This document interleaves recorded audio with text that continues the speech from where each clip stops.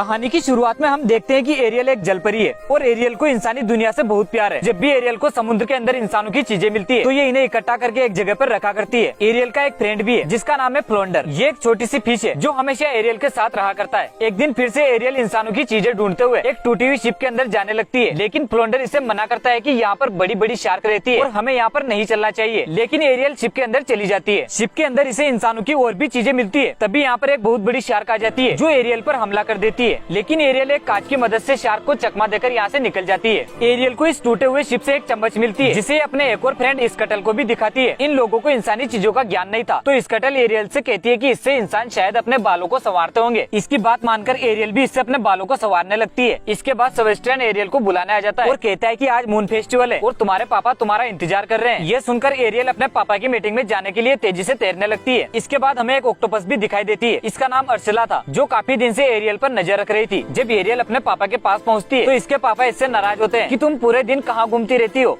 तभी एरियल कहती है कि इंसानों की दुनिया कितनी खूबसूरत है लेकिन आप कभी भी ऊपर नहीं जाने देते। एरियल के पापा इससे कहते हैं कि इंसान बहुत बुरे होते हैं और तुम्हारी माँ की मौत भी एक इंसान की वजह से हुई थी और आज के बाद तुम कभी भी ऊपर की तरफ नहीं जाओगी। अपने पापा की ये बात सुनकर एरियल नाराज होकर यहाँ से चली जाती है। लेकिन एरियल के पापा को पता था कि एरियल उनकी बात नहीं मानेगी तो ये सेबेस्टियन को एरियल पर नजर रखने के लिए भेज देते हैं। जब एरियल अपने द्वारा एकत्रित की गई इंसानी चीजों को देख रही थी तो वो सोचती है कि इंसानों की दुनिया कितनी खूबसूरत होती होगी, मुझे भी वहाँ जाना चाहिए और इंसानों के बीच रहना चाहिए। तभी एरियल को समुद्र के ऊपर उजाला दिखाई पड़ता है तो एरियल ऊपर पहुंचकर जब इन पटाखों को देखती है तो वो बहुत खुश होती है और ये सोचती है कि इंसानों के पास कितनी नई नई चीजें हैं। इसके बाद एरियल शिप के पास जाकर इन लोगों की मस्ती को देखने लगती है। ये शिप एरिक का था जो कि एक राजकुमार है, लेकिन एरिक अपने आप को कभी एक राजकुमार नहीं समझता और सभी लोगों के साथ बच्चों की तरह मस्ती किया करता है। ये सारी हरकतें एरियल चुपके से देख रही थी। तभी अचानक समुद्र में तूफान आ जाता है जिसकी लहरों से शिप जोर जोर से हिलने लगता है और इसके अंदर आग लग जाती है। सभी लोग आग से बचने के लिए यहाँ से कूदने लगते हैं और छोटी बोट पर जाने लगते हैं, लेकिन एरिक बोट पर नहीं पहुँच पाता और ये पानी में ही गिर जाता है। तभी एरियल इसे बचाकर किनारों तक ले जाती है। एरियल ने पहली बार किसी इंसान को इतने पास से देखा था और ये इससे बात करना चाहती थी, लेकिन एरिक होश में नहीं था और एरिक भी एरियल को देख पाता। इतने में इसके सैनिक यहाँ पहुँच जाते हैं। इन्हें देखकर एरियल समुद्र में चली जाती है और छुपकर एरिक को देखने लगती है। इधर अर्चला एरियल को ये सब करते देख रही थी और ये सोचती है कि एरियल को फंसाने का यह सबसे अच्छा मौका है। एरियल भी इंसान को इतने पास से देखकर बहुत खुश थी और अब वो पानी की दुनिया को छोड़कर इंसानों की दुनिया में जाना चाहती थी। वहीं जब इधर एरिक को होश आता है तो वो ग्रिम्स और अपनी माँ से उस लड़की के बारे में पूछने लगता है। एरिक की माँ इससे कहती है कि हमने अपने आदमियों को उस लड़की को ढूंढने में लगा दिया है, लेकिन एरिक को इतना सब्र नहीं था और ये खुद भी उस लड़की को ढूंढने लगता है। दूसरी तरफ एरियल भी अपने आप में खोई हुई सी रहती है और किसी से अच्छे से बात भी नहीं करती। एरियल का ऐसा व्यवहार देखकर इसके पापा सेबेस्टियन से इसके बारे में पूछने लगते हैं। सेबेस्टियन एरियल के पापा के डर से सब कुछ सच सच बता देता है। जब एरियल के पापा को पता चलता है कि एरियल एक इंसान से प्यार करती है तो वो एरियल पर बहुत गुस्सा होते हैं और ये एरियल की उन सभी इंसानी चीजों को तोड़ देते हैं जिन्हें एरियल इकट्ठा किया करती थी। एरियल इस बात से बहुत दुखी हो जाती है और ये यहीं पर रोने लगती है।